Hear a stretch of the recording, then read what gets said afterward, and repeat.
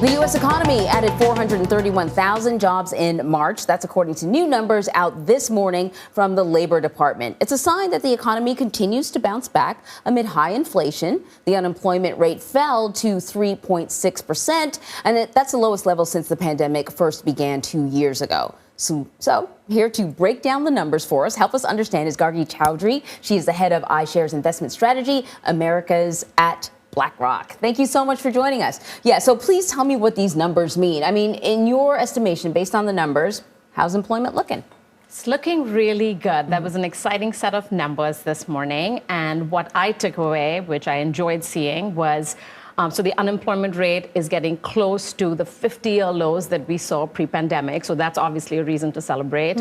We also have wages picking up. So again, that number getting up to that 5.6%. So that's another very positive sign in the economy. The third thing is that the participation rate is ticking up. So more and more people are coming back to the labor market, which is really interesting. And one particular thing that I loved seeing was that prime age women, so women between 25 and 54, their participation rate moved up significantly. That's good, because we know that the pandemic really impacted women in a great way. So listen, but with more people participating, I mean, part of the reason why wages were going up was because people were a little hesitant to come back to work.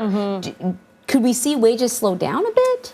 You know, I think that when we look at other measures that are out there, so there's this fascinating series called the Job Opening and Labor Turnover Survey, the JOLTS data, and that shows you how many open jobs there are, how many people are quitting their jobs. And you look at that, and there's 11.2 million open jobs right now.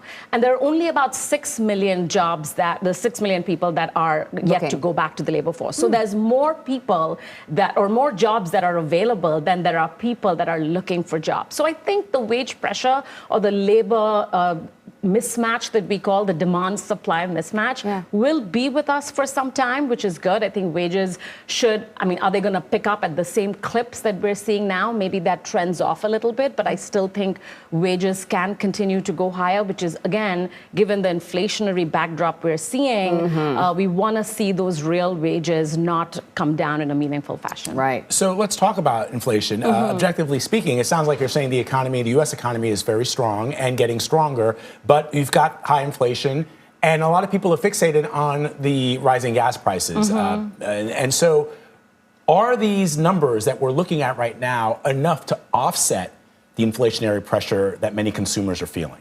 Look, the inflationary pressure that we're all feeling, I mean, it's coming from so many different areas, from food prices, from oil prices, from housing prices. That's certainly here to stay for some time. I hate to say that, but that's actually the truth. So this month, in a couple of weeks, when we see the inflation report, we're going to see that sort of over 8%. And those are obviously numbers we haven't seen in 4 decades.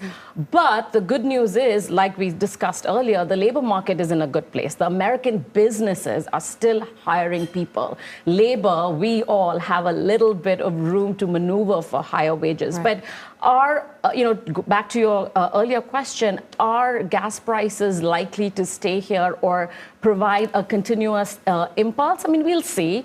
Obviously, there's the Russia-Ukraine on one side, but also the SPR release on the other. I think organically, structurally, there's a lot of demand with the reopening of the economy. There's a lot of demand for oil, a lot of demand for a lot of other commodities. So we are seeing investors move to sort of using commodities as a hedge to this higher inflationary backdrop. And you're just speaking of inflation, what I get the sense of is that there are many sort of diverse factors that are responsible for the inflation we're seeing right now, that it's not sort of as textbook as it may have been in other circumstances. I mean, who could have predicted what was going to happen with Ukraine and Russia?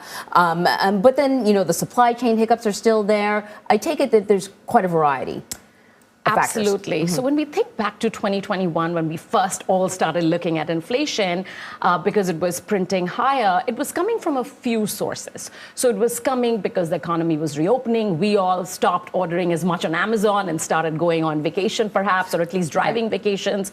So we all moved our spending habits a little bit, and it was the reopening drivers of inflation. So, you saw hotel prices, you saw airfare prices, and that was the story of 2021. So it was sort of in pockets. Fast forward to this year, we're actually seeing inflation come from many different areas of the economy. So it's really broad-based. So you still have some of those other earlier sort of, whether it is apparel prices or whether it's airfare prices, those are still there. But on top of that, obviously, we talked about oil. Food is something that, I'm concerned about because obviously, when you look at the lowest quartile of people, 13-14% of their disposable income is spent on food, and that is obviously meaningful. But on top of that, you have housing prices, rent going up. So it's really from a variety of sources.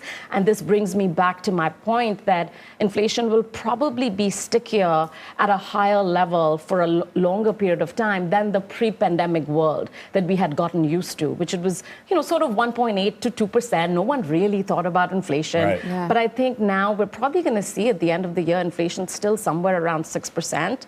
That's high, and next year probably slows down a little bit, but still 3.5%, still higher than the pre-pandemic world. So consumers will continue to feel that at the cash register and at the gas pump. Gargi, thank you very much. Really appreciate your analysis and insights. Great stuff.